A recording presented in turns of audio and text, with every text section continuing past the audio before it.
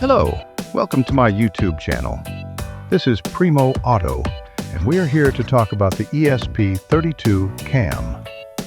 Think of it like a mini security camera mixed with a Wi-Fi enabled brain. It can take photos, stream live video wirelessly, store files on a micro SD card, and even do things like face recognition.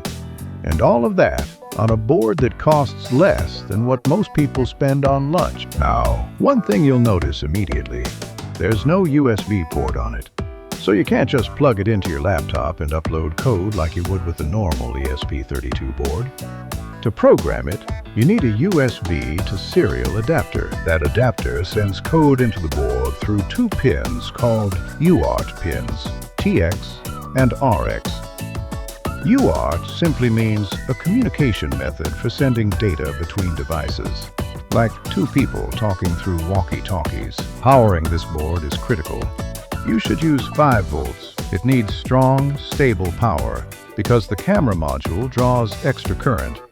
If you power it weakly, you'll get random freezes and black screens. So do it right. Now let's make sense, like ABC, of these terrifying sounding terms you see on diagrams.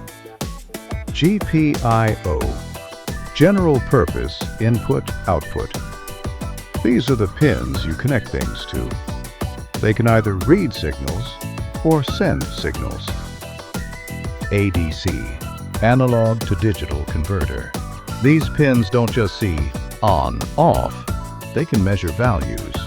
For example, instead of only detecting if voltage exists, they can read how much voltage is coming in. Useful for sensors like temperature or battery level. PWM, Pulse Width Modulation. Fancy name. It simply means controlling devices by sending rapid on-off pulses.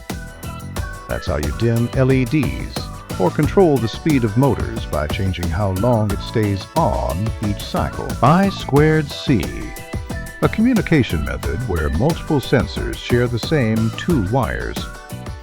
Instead of using 10 pins to connect 5 devices, I2C lets them all talk using only 2 lines, SDA and SCL.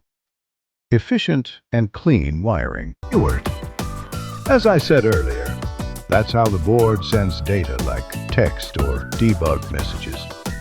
It's used for programming this board and serial printing information. DAC, Digital to Analog Converter, the opposite of ADC. It lets the ESP32 output smooth voltage instead of just on-off. On other ESP32 boards, you can use it to create audio signals or analog voltages. On the ESP32 cam, specifically, DAC isn't normally used, but the ESP32 chip technically supports it. Back to the board to upload your code. You need to put the ESP32 cam into flash mode. That sounds dramatic, but it just means grounding a pin called GPIO 0 before powering or resetting it. That tells the chip, I'm ready to receive code. Once the upload finishes, you remove that connection so the board can boot normally. After it boots, you can run example code like Camera Web Server in Arduino IDE, and instantly you get a live video feed on your phone or laptop.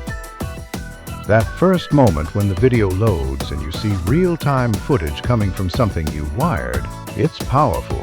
Some applications for the ESP32 cam are motion-activated door cameras, pet monitors, gate viewing systems, baby monitors, smart farms, facial recognition access. These aren't just projects for YouTube. People deploy this stuff in real life. And please don't forget to like and subscribe to my YouTube channel.